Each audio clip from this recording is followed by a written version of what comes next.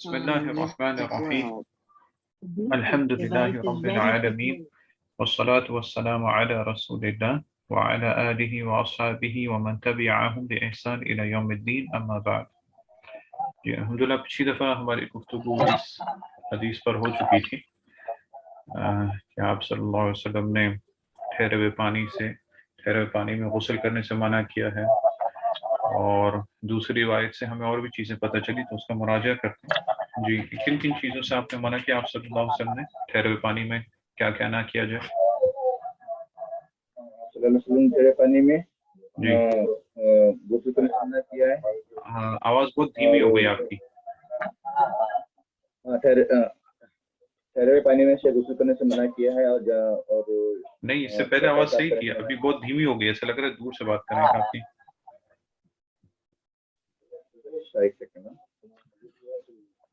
ابھی آ رہی آواز؟ نہیں، ویسے ہی ابھی تک ریکارڈنگ سٹارٹ کرنے سے پہلے صاف تھی، ابھی تھوڑی لوز ہو گئی.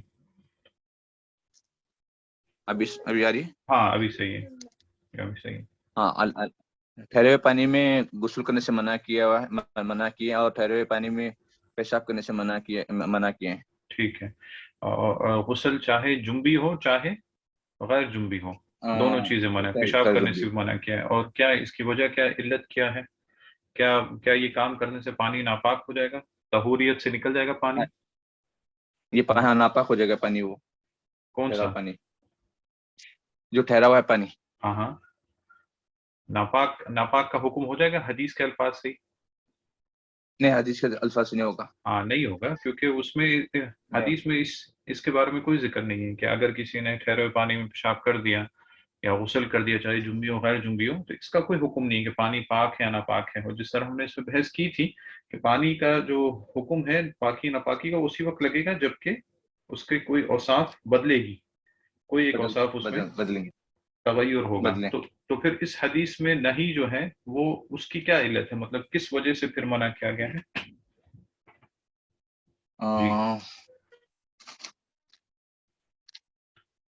بس اس میں منع کیا ہے، بس نہیں منع ہو تو کیا سکتا ہے کہ ہاں جی، کیا ہو سکتا ہے؟ جی آواز نہیں آ رہی. ہو سکتا ہے وہ ٹھہرا پانی کوانٹٹی کم ہو جائے گی. نہیں، مقدار کمی، ہم نے اس کی علت بتائی تھی. ہم نے کہا تھا کہ ہو سکتا ہے ایک شخص کے غسل کرنے سے کچھ اس میں فرق نہیں پڑے، لیکن ایک شخص کرے دوسرا شخص کرے، ایسا کیا ہوگا جائے کہ یہ پانی جو ہے دوسروں کے لیے خراب ہو سکتا ہے. یہ علت ہے جو شیخ عثیمین رحمہ اللہ نے بتائی ہے، اور بھی علماء، شیخ محسن عباد بھی یہ بتاتے ہیں. یعنی اس میں یہ نہیں ہے، اس حدیث کے الفاظ سے یہ کچھ نہیں پتہ چلتا ہے کہ پانی کا حکم آپ صلی اللہ علیہ وسلم نے کچھ بیان کیا ہو کہ بھئی وہ پانی ناپاک ہو جائے گا یا طہوریت سے وہ نکل جائے گا. آپ نے اس میں منع کیا، علماء بتاتے ہیں کیونکہ یہ پانی دوسرے کے لیے آہستہ آہستہ خراب ہو سکتا ہے. دوسرے کے لیے، کیونکہ ایک شخص نے تو غسل کر لیا اور دوسرا آیا اس نے کر لیا، ہو سکتا ہے دو سے نہ ہو، لیکن آہستہ آہستہ لوگ اگر اس کو جن کرتے رہیں تو وہ یہ دوسروں لوگوں کے لیے آہستہ آہستہ یہ پانی بدل سکتا ہے، تبدیل ہو سکتا ہے. جس طرح ہم نے مثال دی تھی، میں نے خود اپنی جو ذاتی زندگی کی مثال کہ ہم نے خود دیکھا تھا، ہم لوگ ایک جگہ جہاں گئے تھے، میں نے بیان بھی کیا تھا کہ وہ پانی تو کافی تھا، آپ وہ یہ نہیں بول سکتے کہ وہ پانی قلیل تھا، کافی زیادہ پانی تھا. اگر ہم بولیں قلتین بھی ہو اتنا بھی ہو سکتا ہے، لیکن ٹھہرا ہوا پانی تھا تو لوگوں نے اس میں غسل کرنا شروع کر دیا، نہانا سوئمنگ کرنا شروع کر دیا. جب تک وہ نکلے وہ پانی کا مکمل رنگ بدل چکا تھا. تو یہ اس میں حکمت ہو سکتی ہے. اچھا، تو یہ حدیث میں تو ہے کہ بھئی پیشاب بھی نہ کریں اور غسل بھی نہ کریں. تو کیا یہ دونوں کام ایک ساتھ منع ہے یا مستقل الگ الگ بھی منع ہے؟ مستقل الگ الگ بھی منع ہے. ہاں، دونوں طرح سے منع ہے. یعنی جمع کرنا تو اور بھی وہ ہے، یعنی کوئی شخص خود ہی ٹھہرے پانی میں پہلے اپنی قضاء حاجت کرتا ہے، پیشاب کرتا ہے، اور اس کے بعد جا کے پھر وہ اسی میں غسل کرتا ہے، اس سے غسل کرتا ہے، یہ تو اور بھی قباحت کی بات ہے. تو دونوں مسئلے جو ہیں وہ ایک ساتھ بھی منع ہے، مستقل طور پہ بھی منع ہے. یعنی پیشاب بھی نہیں کرے اور غسل بھی نہ کرے، اور پیشاب کر کے غسل کرنا یہ تو اور بھی قباحت کی بات ہے. ٹھیک ہے، تو یہ اس میں گفتگو ہو گئی تھی، اور بھی باتیں ہو گئی تھی جو کہ پہلے گزر چکی ہیں. ابھی ہم انشاءاللہ آگے بڑھتے ہیں، اگلی حدیث دیکھتے ہیں. اور اس میں بھی ہم نے دیکھا اس میں اس کی طرف کوئی اشارہ نہیں ہے کہ پانی کی تعداد کی اعتبار ہو، کہ پانی اگر ٹھہرا ہو اور بہت زیادہ ہو تو بھئی غسل کر لیں، کیونکہ وہ تو لا يحمل الخبث، کیونکہ قلتین سے زیادہ وہ تو گندگی کو نہیں اٹھاتا ہے، گندگی کو کے اثر کو قبول نہیں کرتا. تو اس حدیث سے بھی پتہ چلتا ہے کہ تعداد کا یہاں کوئی اعتبار نہیں کیا گیا، اصل اعتبار جو ہے وہ تغیر کا ہے. جی ابھی آگے بڑھتے ہیں اگلی حدیث میں. جی بسم الله. وعن رجل صاحب النبي صلى الله عليه وسلم صحیح النبی صاحب النبي صلى الله عليه وسلم قال نهى رسول الله صلى الله عليه وسلم ان تغتسل المرأة بفضل ان تغتسل المرأة بفضل الرجل او الرجل بفضل المرأة ولا يختلفا جميعا. اخرجه ابو داود والنسائی واسناده صحیح. جی ٹھیک ہے. آگے وان ابن عباس، آگے والی حدیث. جی جی آگے والی بھی کسی سے تعلق ہے. وعن ابي بن عباس رضي الله تعالى عنهما ان النبي صلى الله عليه وسلم كان يغتسل بفضل ميمونة رضي الله تعالى عنها. اخرجه مسلم ولأصحاب السنن. اغتسل بعض ازواج النبي صلى الله عليه وسلم في جفنة فجاء النبي صلى الله عليه وسلم ليغتسل منها فقالت له إني كنت جنوبا فقال إن الماء لا يجنب. والصحه الترمذي وابن خزیمہ. یہ جو الفاظ ہے فجاء، آپ نے یہاں پہ پڑھا فجاء النبی صلی اللہ علیہ وسلم لیغتسل منها، آپ کے پاس ہے کتاب میں فجاء النبی؟ یہ جہاں پہ میں نے اسکرین میں اشارہ کیا ہوا ہے اغتسل بعض ازواج النبی صلی اللہ علیہ وسلم فی جفنۃ فجاء لیغتسل. اچھا نبی ہے النبی کان یغتسل بفضل میمونہ. نہیں وہ نہیں، یہ والا ولی اصحاب السنن اغتسل بعض ازواج النبی صلی اللہ علیہ وسلم فی جفنۃ فجاء لیغتسل. آپ نے یہاں پہ پڑھا فجاء النبی. اچھا فجاء النبی ساتھ میں نا آپ کے پاس ہے وہاں پہ نبی کا لفظ؟ نہیں ہے پاس. ہاں تو آپ نے پڑھا، میں نے بولا پھر کہاں سے پڑھ لیا میرے پاس، کیونکہ میرے پاس کتاب میں نہیں ہے اور یہاں پہ اسکرین میں بھی نہیں ہے. ایک بار میرے پاس میں آگے پڑھتا ہوں حدیث سنیے. وان ابن عباس رضی اللہ عنہما ان النبی صلی اللہ علیہ وسلم کان یغتسل بفضل میمونۃ رضی اللہ تعالی عنہما. اخرجہ مسلم رضی اللہ عنہا رضی اللہ تعالی عنہا. جی ولی اصحاب اخرجہ مسلم ولاصحاب السنن. اغتسل بعض ازواج نبی صلی اللہ علیہ وسلم.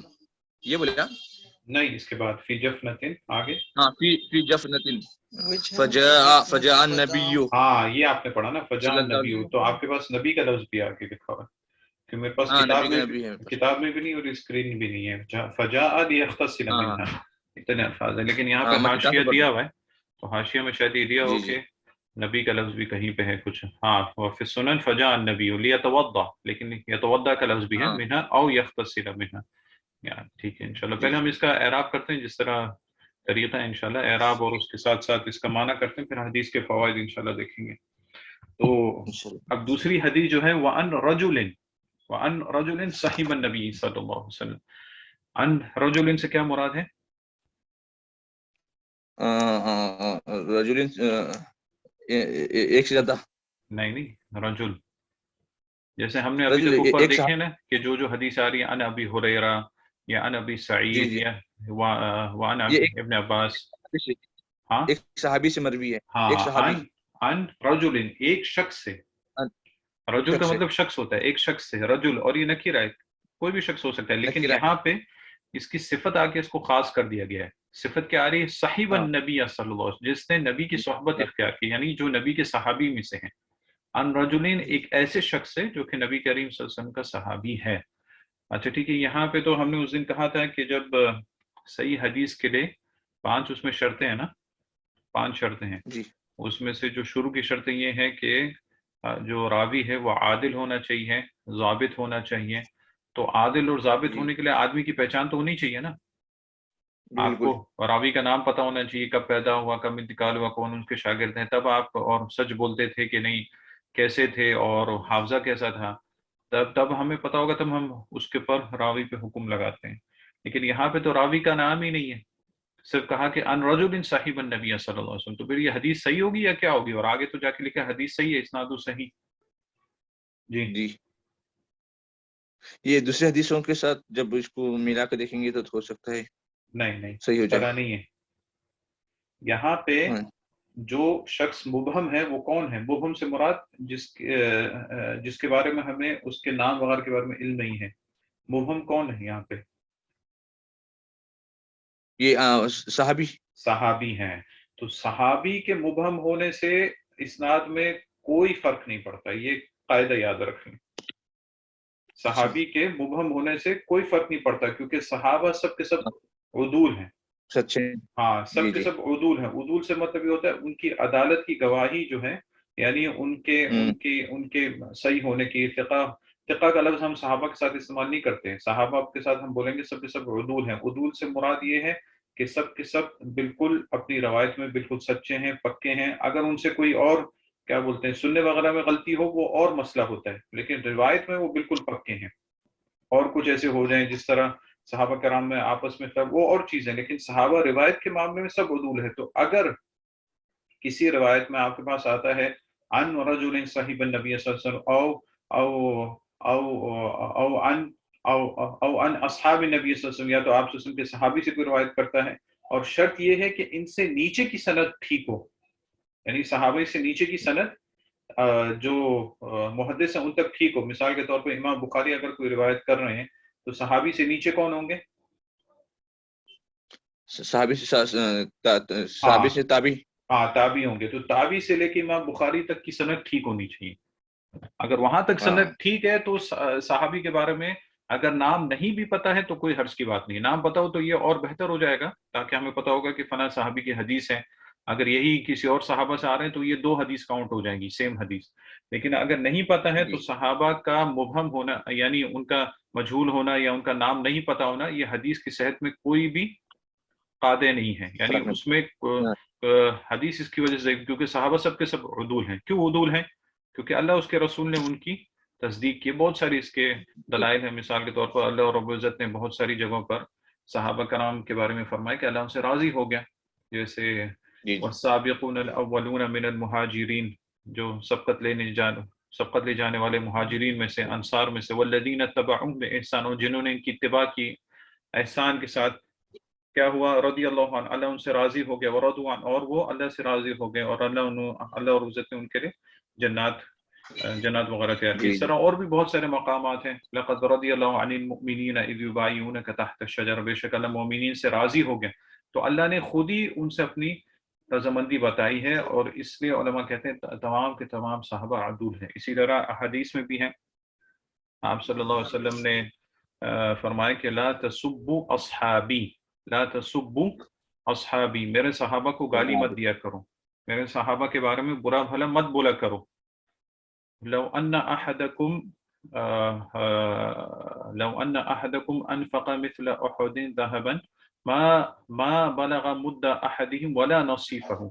میرے صحابہ کو گالی مت دیا کرو. تم میں سے کوئی شخص، یعنی صحابہ کے علاوہ تم میں سے کوئی شخص اگر احد پہاڑ جتنا سونا بھی اللہ کی راہ میں خرچ کر دیں، تو میرے صحابی اگر مٹھی بھر کوئی چیز اگر صدقہ کرتا ہے، جو ہو، گندم ہو یا آدھی مٹھی ہو، تم اس کے اجر و ثواب کو نہیں پہنچ سکتے. یعنی ہمارا ان کے سامنے مقام بالکل اتنا بھی نہیں ہے کہ ہم اگر احد پہاڑ جتنا بھی صدقہ کر دیں اور صحابی مٹھی بھر جی یا آدھی مٹھی بھر بھی صدقہ کرے تو اس کو نہیں پہنچ سکتے. تو آپ سے نے فرمایا کہ میرے صحابہ کو برا بھلا مت کہا کرو. تو وہ لوگ بہت ہی بدنصیب ہیں جو صحابہ کے بارے میں اس قسم کی باتیں کرتے ہیں، ان کے بیچ میں اختلاف کے بیچ میں پڑتے ہیں. بالکل آپ سے آپ صلی اللہ علیہ وسلم نے اس چیز سے منع کیا ہے. کیونکہ جرح و تعدیل کیا ہوتی ہے؟ ہم راویوں کے بارے میں دیکھتے ہیں، ان کے بارے میں بات کرتے ہیں کہ فلاں ایسا تھا، فلاں ایسا تھا. تو صحابہ کے بارے میں یہ نہیں ہے. اگر آپ کو پتہ چل گیا یہ فلاں شخص صحابی ہے بس تو جی اگر سند ان تک صحیح ہے تو آگے حدیث صحیح ہے. ٹھیک ہے. تو اچھا صحیح النبی صلی اللہ علیہ وسلم، صحیبہ یہ کیا ہے؟ صحیح رجل صحیحہ، جی یہ موصوف صفت موصوف ہے. نہیں وہ تو ٹھیک ہے، مطلب یہ فعل ہے، اس میں حرف ہے کیا یہ صحیبہ؟ یہ اسم ہے، یہ نہیں. صحیح یہ فعل ہے، یہ ہاں اور کون سا فعل ہے؟ ماضی سے. ہاں فعل ماضی. ٹھیک ہے. فعل کو فاعل چاہیے، فاعل کدھر ہے صحیبہ کا؟ یہ النبی نہیں، النبی اگر فاعل ہوتا تو کیا ہوتا؟ اعراب کیا آنا چاہیے تھا؟ مرفوع ہاں رفع مرفوع آتا ہونا تھا. چاہیے تھا، مرفوع ہونا چاہیے تھا. تو یہ تو منصوب ہے. جی جی جی تو فاعل کدھر ہے؟ فاعل تو ہونا چاہیے نا، فعل کے بعد فاعل ضروری ہے، نہیں تو جملہ جی جی مکمل نہیں ہے.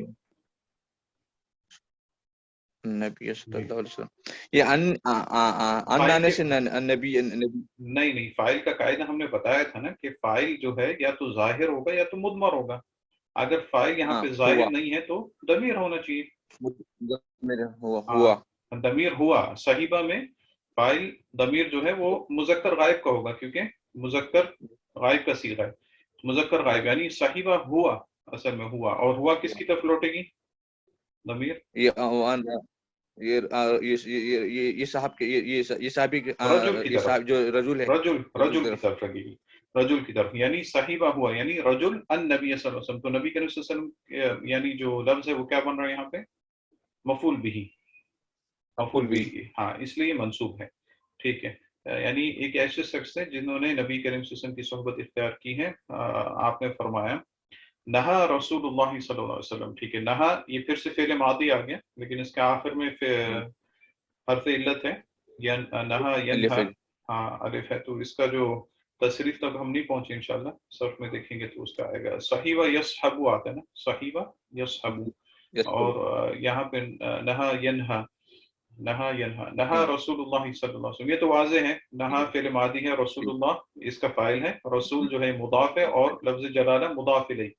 رسول اللہ یعنی اللہ کے رسول. منع کیا اللہ کے رسول نے ان تغتسل، ان تغتسل. یہ تغتسل جو ہے یہ کیا ہے؟ فعل مضارع ہے یہ. ہاں فعل مضارع ہے. ٹھیک ہے. انیا کے اس کو منسوب ہاں کیا، ان کی وجہ نصب سے کیا ہی اس کو، منصوب ہو گیا آخر میں، نہیں تو یہ منسوب ہو گیا. تغتسل ہونا چاہیے تھا. ان کی وجہ سے ان جو ہے اس کو ہم بولتے ہیں ان مصدریہ. ٹھیک ہے. تغتسل کا ماضی کیا ہے؟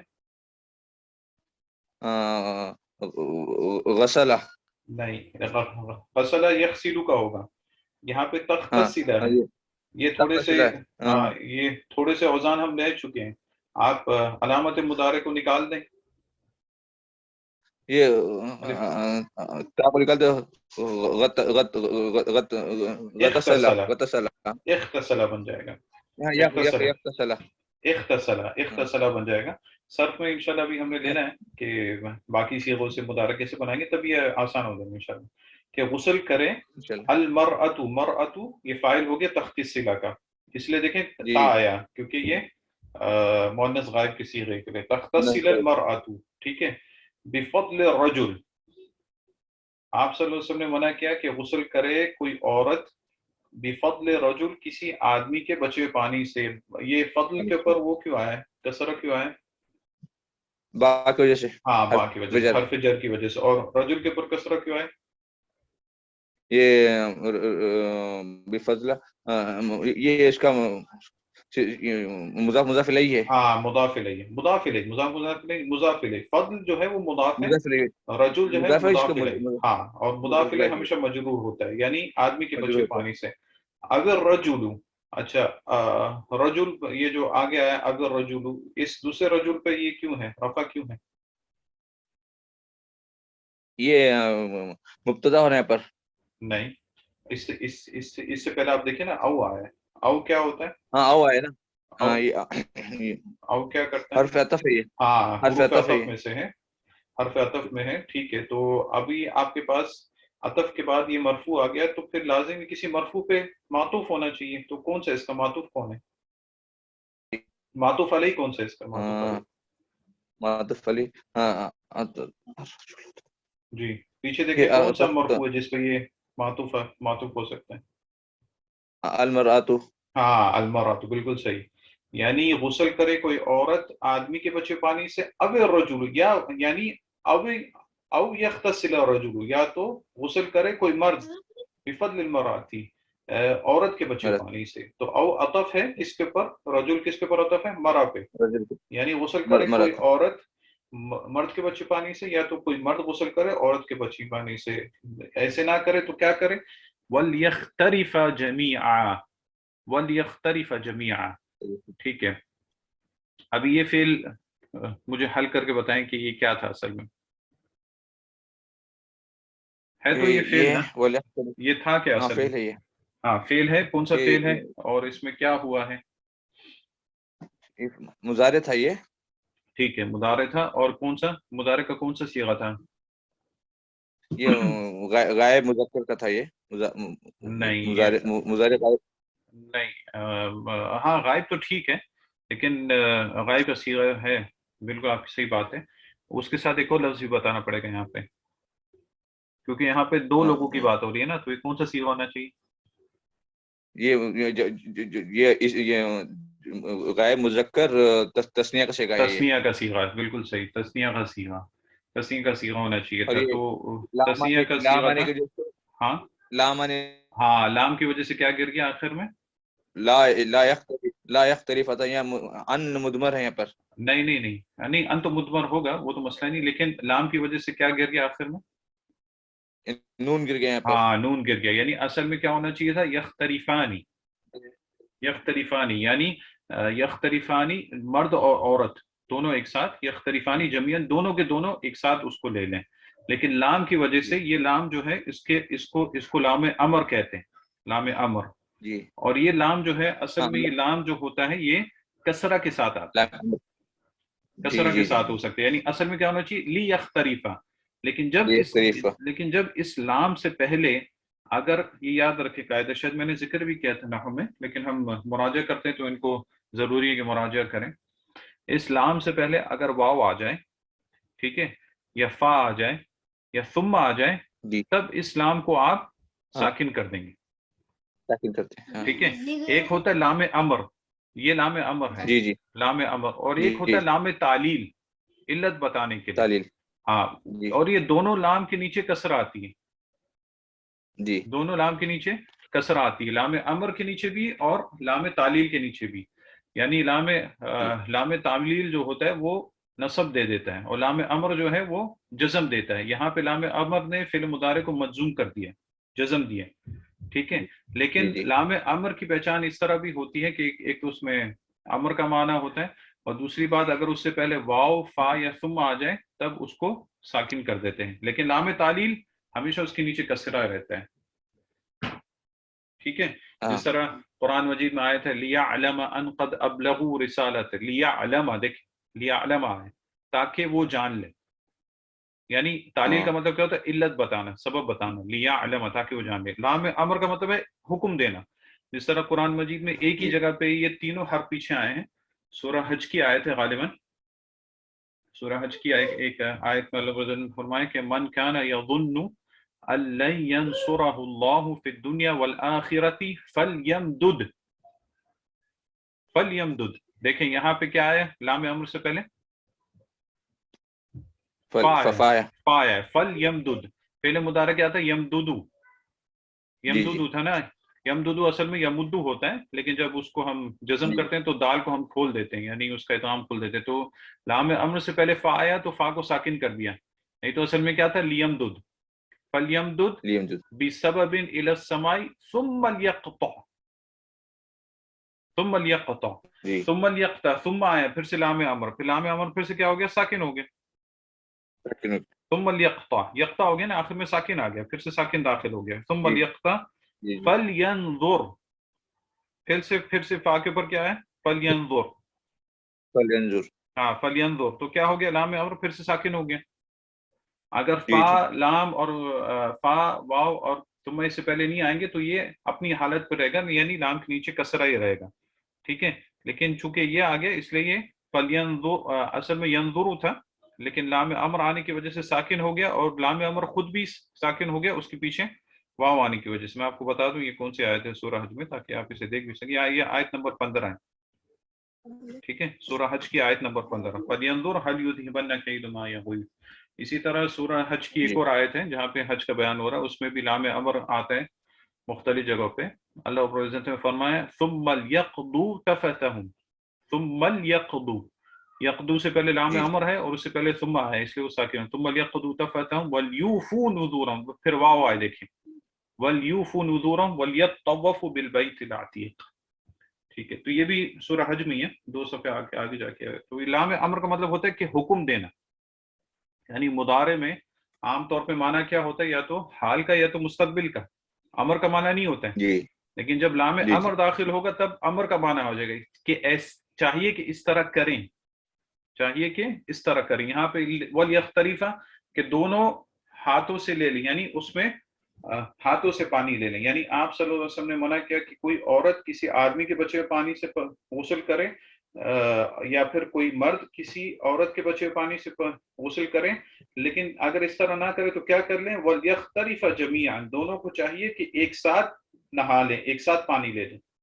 यानी एक नहाए फिर दूसरा जाके गुस्ल करे, फिर या तो ये नहाए और वो जाके गुस्ल करे, नहीं ऐसा नहीं करो, एक साथ गुस्ल कर लो।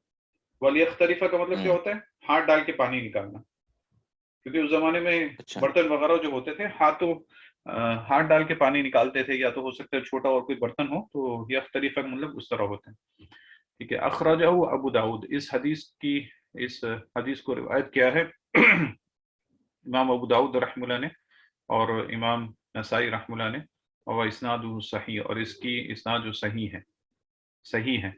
ये सही इस्नाद जो है ये किसने कहा है यहाँ पे देखें, सही इब्न वास क़ाल अल हाफ़िज़ रिजाल सुन्नह अला हुज्जतिन, शेख अलबानी ने भी इसको सही कहा, और हाफिज इब्न हजर जो इसी किताब के मौलिफ हैं उन्होंने भी इसको सही कहा है, ठीक है। अच्छा, अभी यहाँ पे आपके सामने क्या आया कि आप सल्लल्लाहु अलैहि वसल्लम ने किसी मर्द को और किसी औरत को दूसरे के बचे हुए पानी से गुस्ल करने से मना किया, ठीक है। हम इस हदीस के वो बहस में भी नहीं जा रहे, सिर्फ इसका ऊपर का माना देखना। आज शायद सिर्फ इसके नहव वगैरह हल होगा, जो इसके फवायद हैं इंशाल्लाह वो बाद में देखेंगे।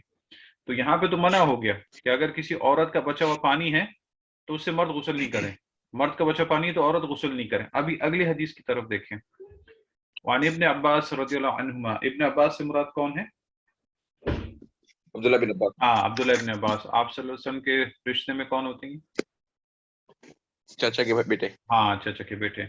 और इनके लिए भी आप सल्लल्लाहु अलैहि वसल्लम ने दुआ की थी, अल्लाहुम्मा अलैहु तावील, अल्लाह, आपने इनके लिए दुआ की थी कि अल्लाह इन्हें किताब का इल्म दे दे। तो ये बहुत पाए के आलिम थे। हज़रत उमर रज़ियल्लाहु अन्हु जब कभी कोई मजलिस होती है, बड़े बड़े सहाबा बैठते, तो हज़रत अब्दुल्ला इब्न अब्बास को भी वहाँ पे बिठाते थे।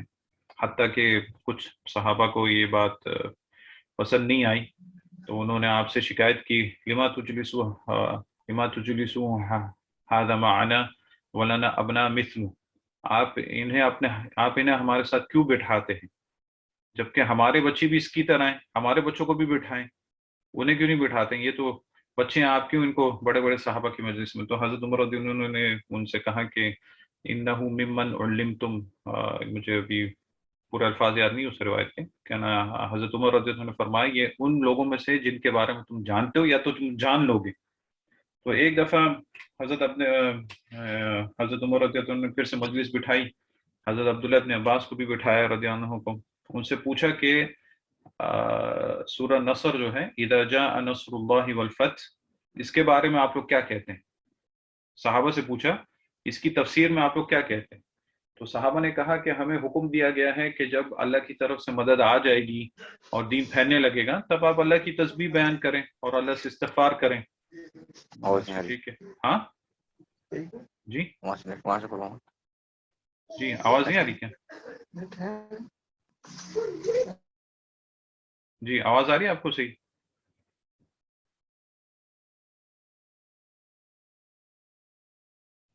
जी, आवाज़ नहीं आ रही मुझे आपकी सामने से।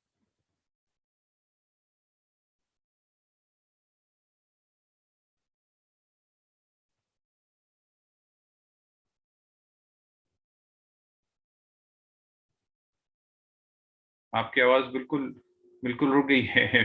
میری آواز آ رہی ہے سامنے سے یا نہیں؟